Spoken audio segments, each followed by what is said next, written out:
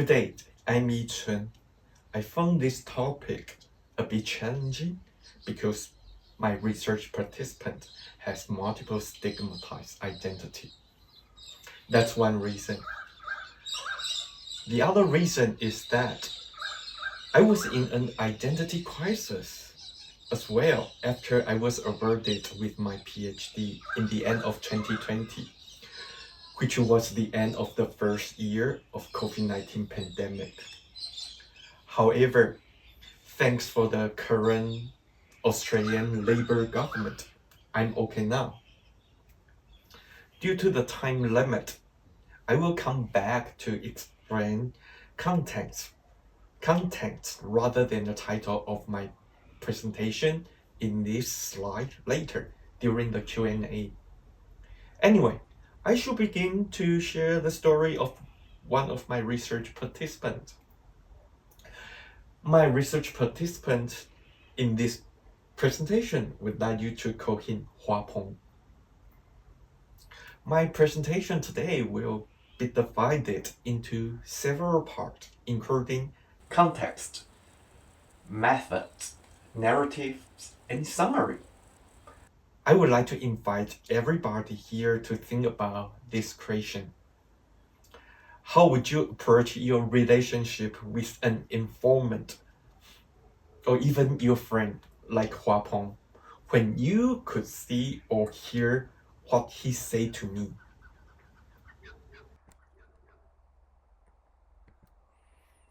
I hope if that day really comes, when I'm in hospice care, I hope to have a younger brother by my side to walk the way with me for my final journey. Actually, I have a pretty good impression of you. So let's consider this a welcome gift. My immediate reaction was like that. What a heavy welcome gift it is. So I begin to be very cautious in handling the distance and relationship between Hua Peng and myself. Through different research methods and perspectives that I adopted at different times, my relationship with Hua Peng can be divided into three stages. During participant observation and in-depth interview, I was simply a researcher. Hua Peng was my informant. The photo was a screenshot from a documentary about Hua Peng. The signage he raised up saying no rejection, no refusing, no discrimination, written in traditional Chinese. I designed and made the signage for him. He took an action by himself for its hug. He went to a place called Race Square in Taiwan, where contemporary LGBTQI culture in Taiwan can be practiced. When my focus shifted from data collection to writing and literature review, Hua Peng and I became more like friends. The photo was a screenshot from the same documentary. The documentary director captured the moment that Hua Peng and I were on the phone. Our communication was facilitated through technology, and his side was recorded. Recently, as I began to focus on Hua Peng through the lens of camera, I realized that Hua Peng really viewed me as his younger brother. Brotherhood is emphasized in gay culture, whether that's Taiwan or elsewhere. This is another screenshot. Hua Peng used his stimulus voucher issued by Taiwan's government for the recovery of local economy during the COVID-19 pandemic to pay the hot meals with me and the documentary director. Now I will begin to discuss Hua Peng's story in three parts. The first part is gazing across boundaries. Many people don't like to talk about their traumatized past or stigmatized identity because they don't want to feel hurt. Some people don't want to feel embarrassed. This is not the case for Huapeng because sharing his story or social suffering can help him to get some necessary support, especially social support. Huapeng wants to be visible, heard, and known by each of you, so he doesn't need me to hold back about his suffering and stigmatized identities.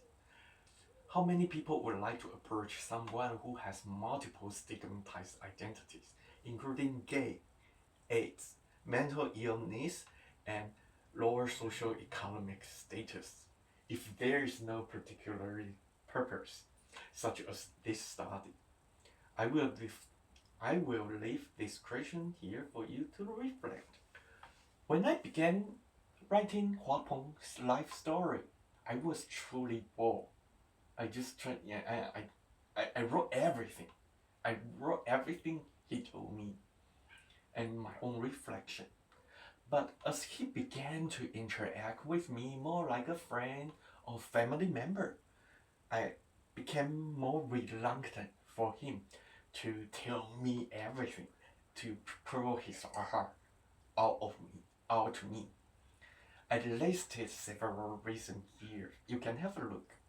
In my thesis, I could still use pseudonym for Huapeng to reduce my anxiety, but this is not possible with the documentary. And Huapeng would like to use one of his another name, Huapeng, in this documentary.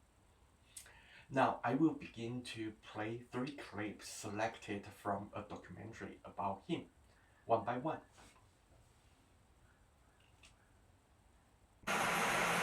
那个病毒量6万多还好吧？6万多不是已经爆表了？刚刚医生说还没有爆表，但是你的爆表是我之前那个台北那个，它是破百万。那你都不怕自己破百万？那个机器没有办法设到。你都不怕自己爆表？还好吧？我还一直在骂人呢，你乱说。没有骂人啊，我有我的办法可以对付。 就改成那撒娇啊，然后装无辜的脸，然后就答应他好好的，先答应他好好的吃药啊。那你叫我好好吃药？我忘记要收水了妹。真的是这样吗？真的。没有，其实我跟那个的药妆师一样，我就拿一半给他们，没有就拿1瓶给他，我没有吃啊。然后人家的药跟人家一起吃的。 How is this subsiding helplessness of life worse than death from? I asked Huapeng during the time when he was my research participant. After you were infected with HIV or started taking medication, what were you afraid of? He answered, I'm not afraid of death. I'm more afraid of living longer. Living too long is very painful. Huapeng's response made me start reflecting on a question. Before the discovery of triple cocktail therapy, people living with HIV/AIDS were very worried about passing away at any time all of a sudden. Looking for effective solution to prolong their life was desired. But why is that when life among people living with HIV/AIDS can be extended during medication, some of them don't want to live that long. Huapeng wants to be liberated. In Huapeng's story, he wants to be liberated as soon as possible from his poor quality of life. So, should his free will for deciding not living too long be respected? Huapeng committed suicide for several times, but always failed. When he found motivation to keep him alive, what's his motivation? He would like to support other people in need. Now, let's continue watching the second clip. 那你为什么觉得只有雅慧哥哥可以帮你解决？要不然我也不知道不知道该怎么办。可是你要自己要想一下。那你看这边还不错，还不错。所以你今天其实你是想来帮自己找地方。对啊。那你看了几个地方？没有，就那个。刚刚那一个。那你最想来的其实是这里，就是这里大概不是你负担得起的地方。可是这样太远了，要走过来。所以你就想要，这是你一个希望，也想要通过这样的机会，让你有机会来这边，对吧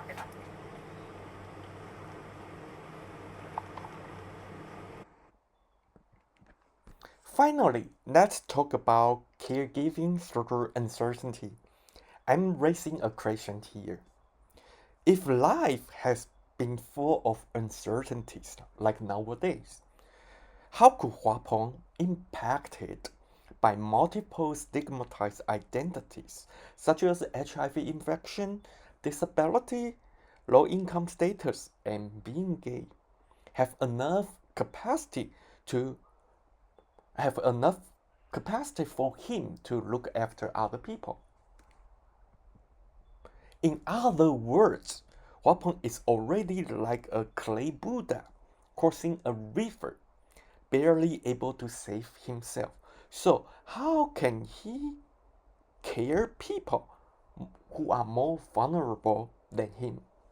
Now I will play the third clip portraying the period of time during the COVID-19 pandemic when Huapeng's income became more unstable and scarce. Even so, he still needed to look after himself, his family, and his friend in need. He even used his stimulus vouchers to have a meal together with me and the documentary director. We didn't want that happen, but that was out of his will. 我想要逃离家里，因为最近都让我在想说的时候，我想要过去去比较远的地方，可是我老爸他就会把全部的事情都要丢给我，然后山上的工作，明知道我一个人，我早上我要过去摆摊，然后再来拜一休息之后，我还要过去载货回来，然后有时候在里面的事情还要整理一下，丢个垃圾，还要帮他量个水，还要帮他泡澡，我已经够累了。然后当我想要休息的时候，我想要更多的时间，然后被人说好像没有办法完完全全的那个2-3天这都没事这个。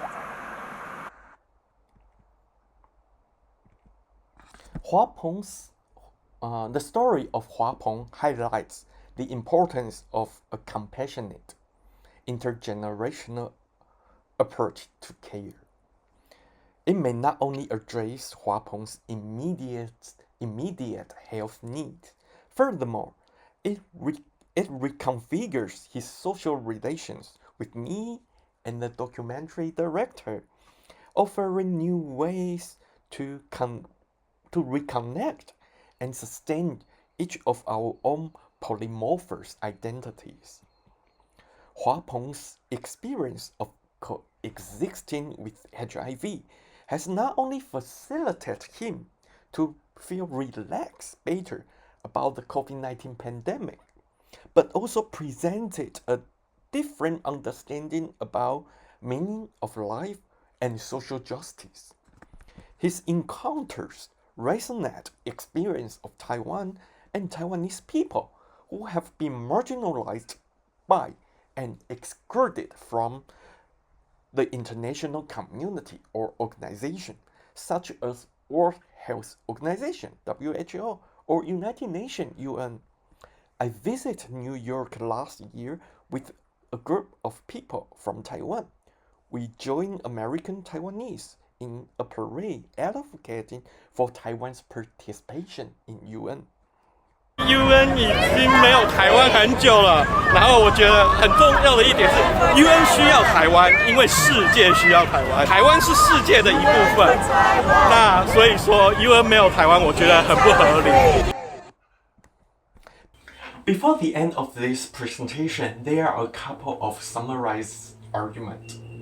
Identity politics in the case of Taiwan and Taiwanese people is not so much about settling ourselves or settling any individual into one fixed identity. Rather, Taiwanese people practice identity politics in our unique way, rooted in the geopolitical importance of Taiwan in between Taiwan's west and east.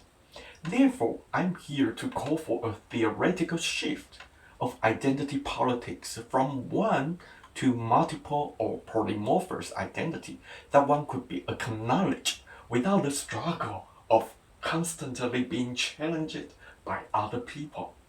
Or why should we need to identify ourselves into any given position? Anthropological theory about liminality may help. Why? Because human beings have been shifting in between cyber, coded space, and non-cyber, non-coded world. That has already become part of our everyday life.